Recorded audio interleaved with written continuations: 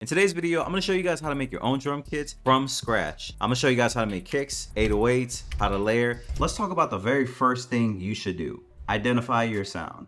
Now this is before I give you guys the 4 tips. Now before we can truly create a kit, you must first identify what type of sound pack you want to create. Do you want to create a loop kit with compositions, a drum kit with industrial sounds, a MIDI kit with chords? The possibilities are endless, so just create and see which one comes naturally first.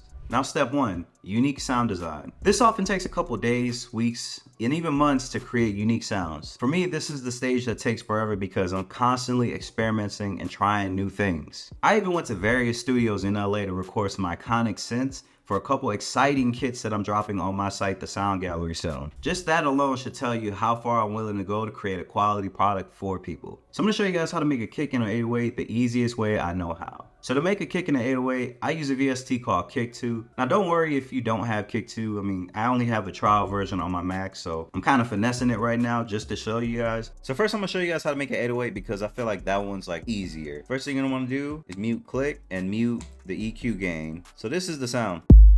You see these points right here, and then you see this X and Y axis, the pitch and the length. This is gonna control whether it's a kick or whether it's like the length of an 808. And then this just controls the pitch. I'm going to change this to D. No, I'm gonna change this to C, just so it's a lot simpler. Then bring this up to C. Now, I don't really like that doom type of feel, so I'm gonna bring this down. In the amp section is where you could really shape it, so give it a little bit more transient over here. It's really all just trial and error. Now you got the distortion down here, but I like to add my own distortion, so you just go to Edison, record that. So now you got the 808 and it sounds something like this. That 808 is cool, but this is one I made a little earlier. I'm purposefully not going super in depth because I don't want to bore you. I feel like I can go more in depth in a different video. So now let me show you guys how to make a kick. So reset everything and literally same process, but I'm going to take off distortion this time. So I don't want the length to be that long. So I want it to be like this. And I find the pitch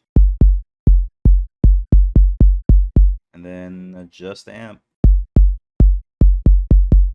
So I'm going to record this, but you can get way more in depth within this plugin. This is not a sponsor. It's just something that I use. I'm going to record that. I'm going to declick the beginning just so it has more of like a snap to it. So now I got something like this. And there I could add like various effects like filters, soft clippers, wave shape. Like you could just get creative with it. But when I add, various effects, it'll sound like this. Now that's not the best kick in the world, but you can get crafty with just this method in general. This is one of the other kicks I made earlier. Now if you don't use Kick 2, don't worry about it. I also use Serum as well. You can make some really good quality kicks and 808s in Serum. Here's a couple packs that have some really good Serum 808 and kick presets. It's called RKU HTE and it's a kick. That one's a pretty solid preset for Serum. As far as like 808s in Serum, here's another good preset. It's out of the Steve Aoki pack, and here's the second one. It's the Harsh 808. Sound design is a unique process, so don't stress your brain on it. Step 2, layering. Now layering is important because sometimes you want the texture of one sound and the character of another. And instead of wrecking your brain trying to recreate it, just layer it. The best way to layer is using one-shots. I'm going to use Mellotron by Arturia as well as some FL Studio stock plugins to show you guys how easy layering can be. First, find your sound you like or create it and throw it in Mellotron. In there you have access to tweak both of those sounds and make them even more unique.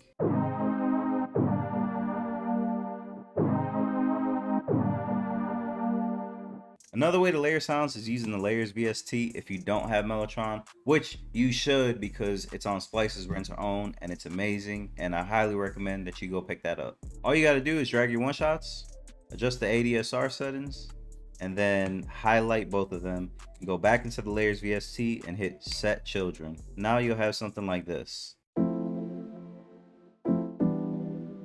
It sounds good.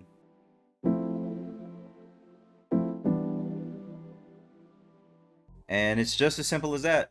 That's how you layer. Step 3, test the sounds.